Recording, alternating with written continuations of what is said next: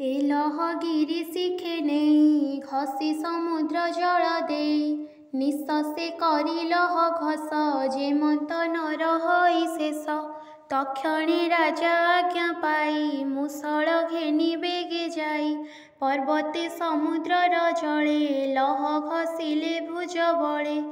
घसन्ते लह चूर्ण हई पड़न्ती समुद्र रे जाई अनेक दिन घसी रसे अल्प रहे अवशेषे अंगुली छिड़े घर क्षणे निष्ठुर निशेष कारणे न पारी पकाइले जले घर गभीर मीन मेले लह पड़न्ते घर पाणी आहर प्राय ताहा मणि मीन गिड़िला अति बेगे से मीन मत्स्यगण संगे चरन्ते समुद्रर कूले जाले पड़िला रात्र काले धीबर नेई मीन एका चारा सबरे देला देखा मीन काटन्ते तार घरे लह देखिला ता उदरे कर्कश पिंगल प्रचंड जलई जेन्हे मारतंड देखि सबर तस हई नाराज कला ताहा नेई बाणर मूले तीक्षण फल तेजे कि जलई अनल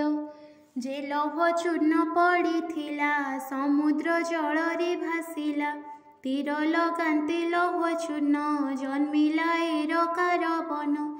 तीक्ष्ण त्रिशिर से स्वभावे जेणे जादवे ना सजीवे जे काल रूपी भगवान जानई सकल विधान खेलई मायामय कल्पे से प्रभु डरे ब्रह्म सापे कूल विनाश हेतु करी अबनी भारा हेले हरि निजु भुवने अवधान निर्लेपे प्रभु भगवान बैल विप्र जगन्नाथ श्री एकादश भागवत जाह्नवी तीरे राजा आगे सुख कहन्ति ब्रह्म भागे संसार तारण एक बाणी सुजने तर एहा शुणी इति श्रीमद्भागवते महापुराणे परमहंस्यां संहितायां वयासिक्यां एकादश स्कन्धे विप्रशाप कथनम् ए लहगिरी शिखे नहीं घसी समुद्र जल दे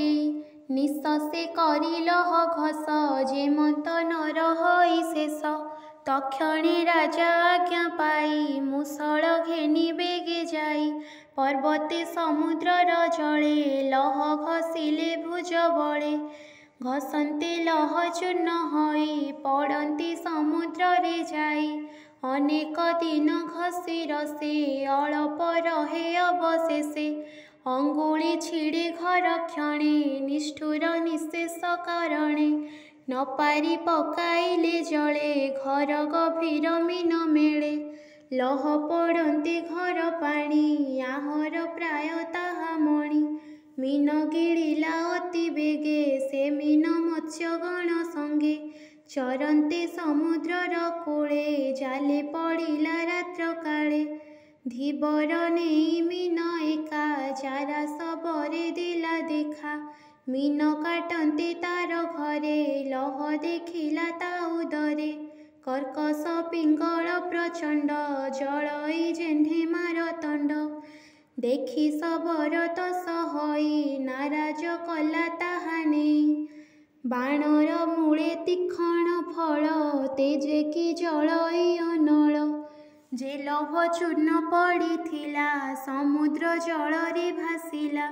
तीर लगान्ते लौह चूर्ण जन्मिला एरकार बन तीक्ष्ण त्रिशिर से स्वभावे जेणे जादवे ना सजीवे जे काल रूपी भगवान जानई सकल विधान